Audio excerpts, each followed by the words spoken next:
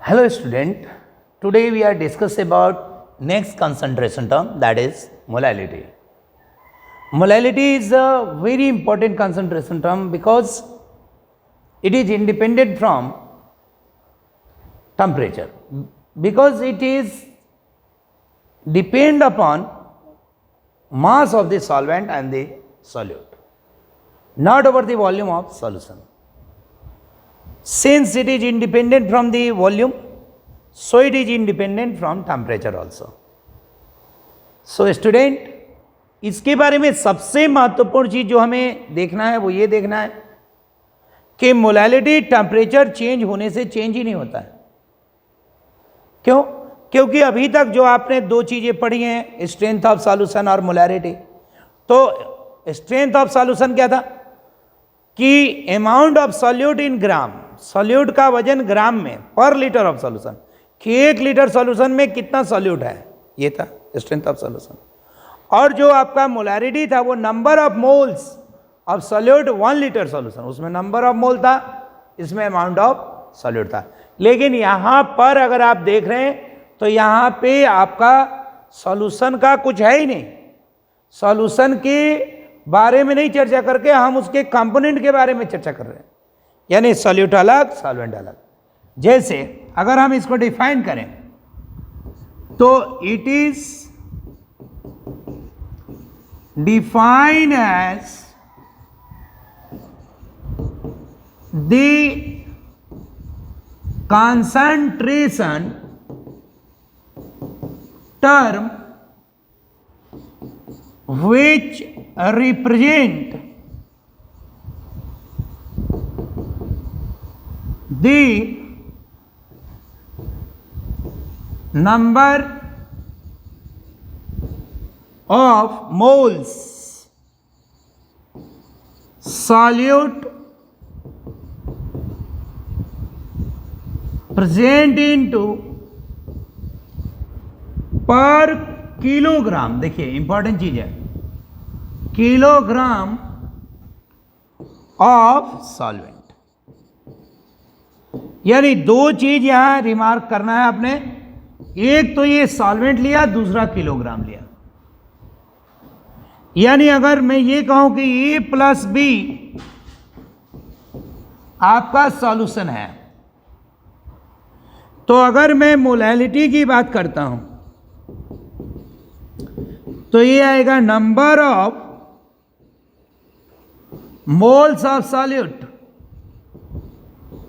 और ये होगा amount of solvent in kilogram, यानी NB बटे में WA किलोग्राम में. अब आप जानते हैं कि NB का मान क्या होता है, ये होता है WB बटे में MB, यानी गिवन मास बटे में मोलर मास. बेटा ये सब जो बटे बटे यूज किया है, गिव रहा है, ये अपॉन है, यानी given mass upon molar mass. That is if we substitute this value into this formula, we get what? We get molality WB MB WA, ये किलोग्राम में लेना है बेटा. If we put it into the gram, then molality equal to WB upon MB into WA, ये ग्राम में होगा तो इसे डिवाइड कर देंगे 1000 से, and this is to be the new formula. यानी अगर मैं यूनिट की बात करूं, यूनिट ऑफ मोलैलिटी, तो हमारे पास आएगा मोल kilogram inverse. It is also called molal and represented by small m. Molality कभी भी ये क्वेश्चन अगर आता है बेटा तो ये सिंपल यही क्वेश्चन कह के आएगा कि if 20 gram NaOH allowed to dissolve into 500 gram of water, calculate molality. एकदम सिंपल क्वेश्चन है बेटा। तो मोलैलिटी इक्वल टू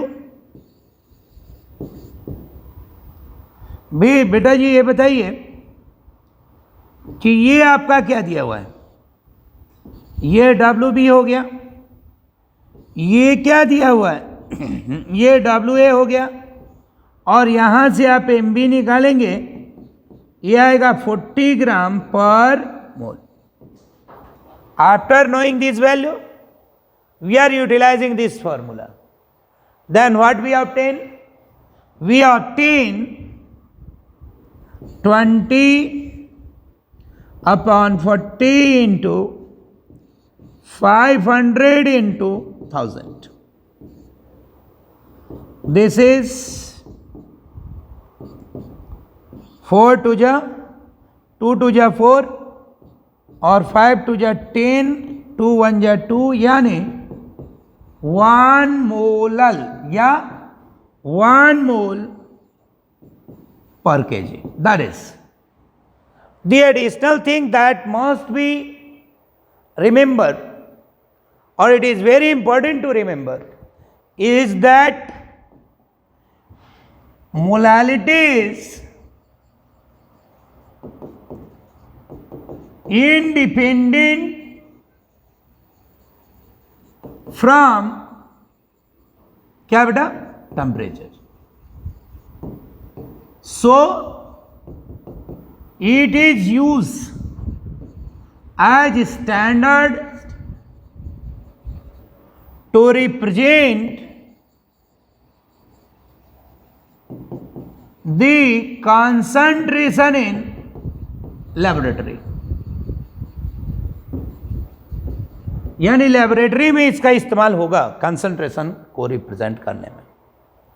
ठीक है बेटा।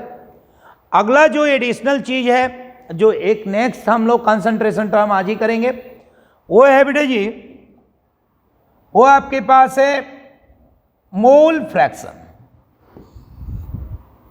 That is another concentration term, that is mole fraction. बेटा अगर A plus B give rise to solution and any number of moles of A and B number of moles of B, ये number of mole of A, number of mole of B, then mole fraction of A निकालना है, तो हम लोग कैसे निकालेंगे ये बात समझिए। ये एकदम सिंपल है बेटा। ये कहता है किसी भी चीज का अगर फ्रैक्शन निकालना होता है, mole fraction, it represent the number of moles of one component to the total number of moles present into the solution, यानी एक कंपोनेंट का जो नंबर ऑफ मोल है, पूरे सॉल्यूशन का जो नंबर ऑफ मोल है, उसके रेशो को ऑब्टेन करने को ही हम लोग मोल फ्रैक्शन कहते हैं। यानी अगर मैं इसे बेटा जी हम जाइए से लिखते हैं, तो ये होगा Na प्लस NB। ये देखिए आपका mole fraction of air. Similarly अगर जाई भी निकाल दे तो N B upon N A plus N B, इस तरह से। यानी बेटा, यानी mole fraction is defined as, mole fraction is defined as the concentration term which represent the ratio of number of moles of one component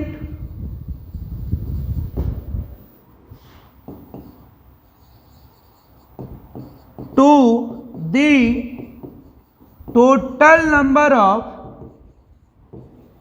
moles present into the solution,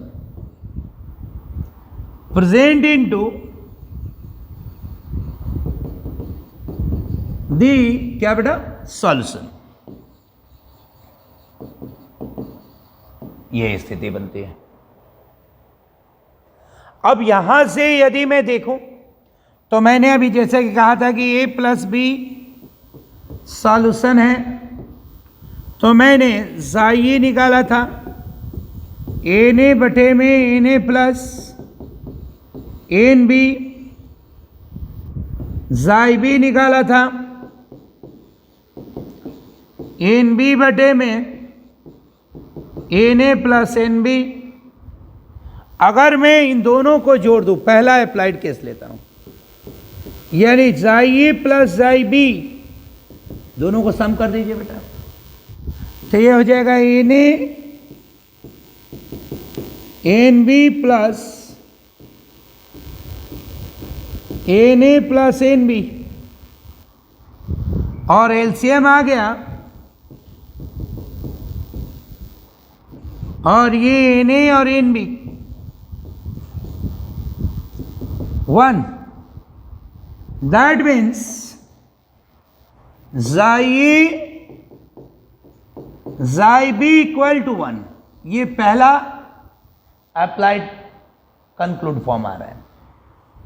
दूसरा अगर देखते हैं कि xi a और xi b को divide करते हैं, तो ये हो जाएगा एन ए बटे में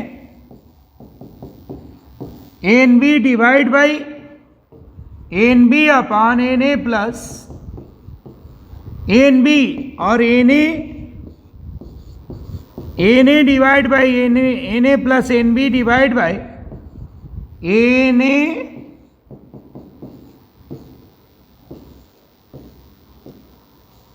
एन बी।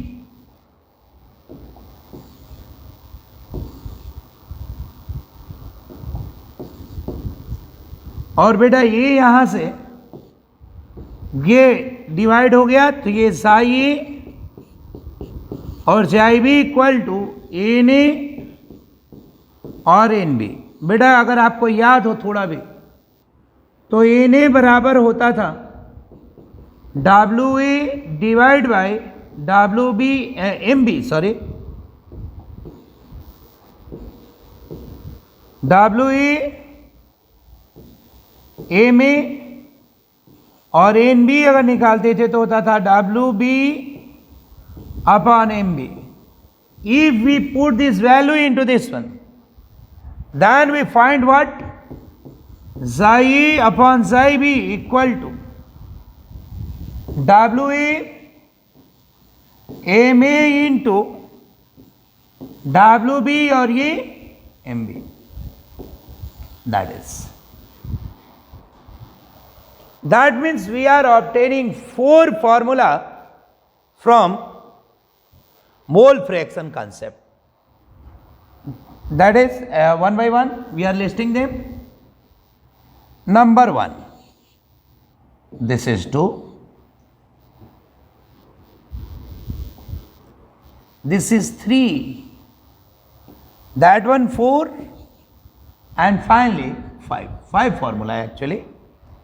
और इन्हीं को यूज करके हम लोगों ने इसके न्यूमेरिकल सॉल्व करने हैं। न्यूमेरिकल जो डायरेक्ट अप्लाई होते हैं इसके तो वो तो बहुत सिंपल होते हैं।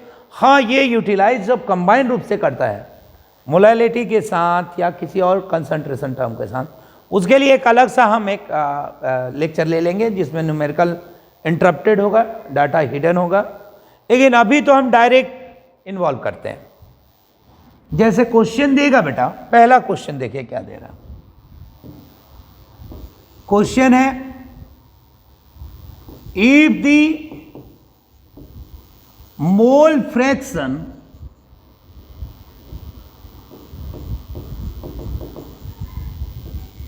of acetic acid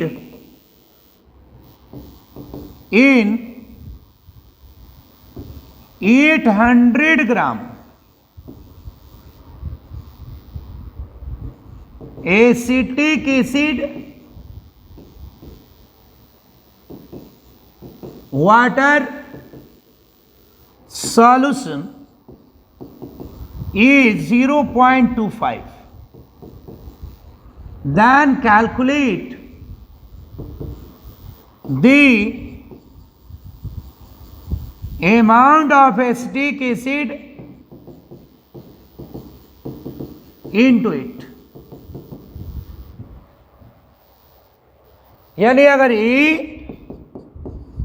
और बी ये सॉल्यूशन बनाता है, ये वाटर है और ये एसिडिक एसिड है, और ये इसका जो दिया है मोल फ्रैक्शन 0.25,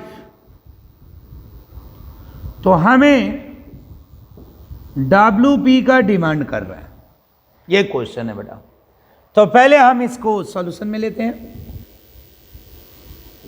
चलिए, अच्छा बताइए बेटा, MA यानी वाटर के लिए क्या आएगा? 18 ग्राम पर मोल। MB एसिडिक एसिड यानी CH3, इसके लिए आएगा 60 ग्राम। अच्छा, WB 800 ग्राम दे दिया। अगर इसे मैं लेट WCH3 COH X है, तो WH2O क्या होगा? 800 माइनस X। ये देखिए कितने सारे आपको मिल रहे हैं डेंटिडेस। एक ये मिला, ये इतना ग्राम ये है,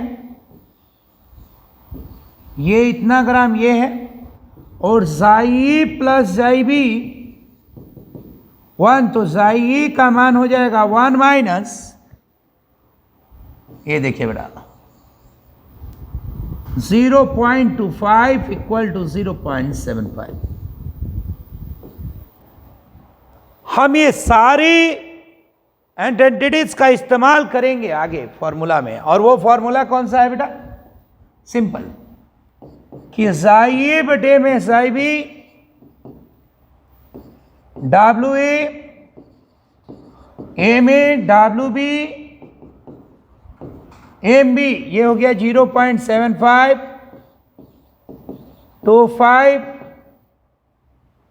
WA था आपका 800 माइनस X, MB 60, MA 18 और ये बेटा। अब ये देखिए पॉइंट हट गया, ये कटा तो 3 6 10 और ये 6 3 जा। अगर क्रॉस मल्टीप्लाई करते हैं तो 3 3 जा 9x, 8000 माइनस 10x, ये माइनस है बेटा, इस साइड आके प्लस, यानी 19x 8000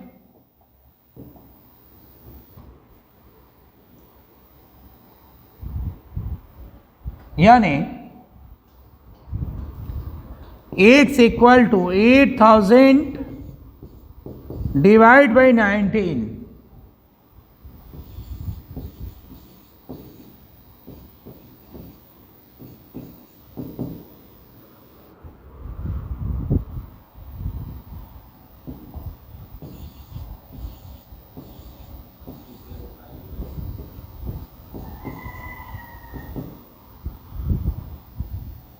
ये आ गया 421.05 ग्राम। ये आपका एसिटिक एसिड है। अब वाटर निकाल लेंगे। वाटर आपका होगा 800 minus 421.05, that is equal to जो भी आएगा इतना ग्राम। तो एक तो ये है कि मोल फ्रैक्शन आपको दिया रहेगा और उससे आपको कंपोनेंट का अमाउंट पता करना है। अगर अगला क्वेश्चन देखते हैं तो वो इसे सिंपल है, उसमें अमाउंट दिया रहेगा, कहेगा a solution prepared by dissolving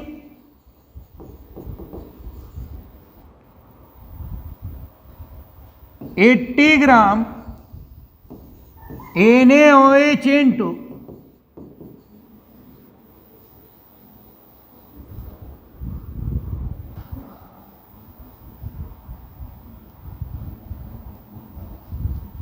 144 gram water.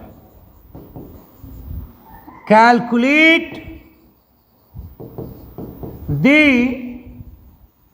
mole fraction of क्या बेटा सॉल्यूशन। अब देखिए वो A plus B equal to solution, तो ये आपका वाटर है,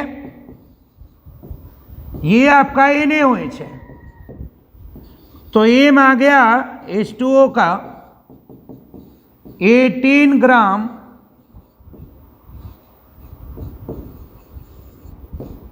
और एम बी आ गया आपका 40 ग्राम। अब ये देखिए बेटा जी WA दिया है 144 ग्राम, WB दिया है 80 ग्राम। बस बेटा जी अब पहले Na निकाल लो, WE Ma यानी 144 डिवाइड बाई 18 यानी 8 मोल। NB निकाल लीजिए 80 बाई 40 2 मोल। अब बेटा जी जाइबी निकाल लीजिए, जाइबी equal to NB Na plus NB। जरा देखो बेटा NB कितना है 2 मोल, Na कितना है 8 मोल, तो NB आ गया है 2 मोल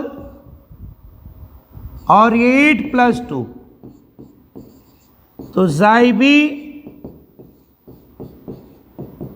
0.2, then Xi plus Xib equal to 1, तो Xi equal to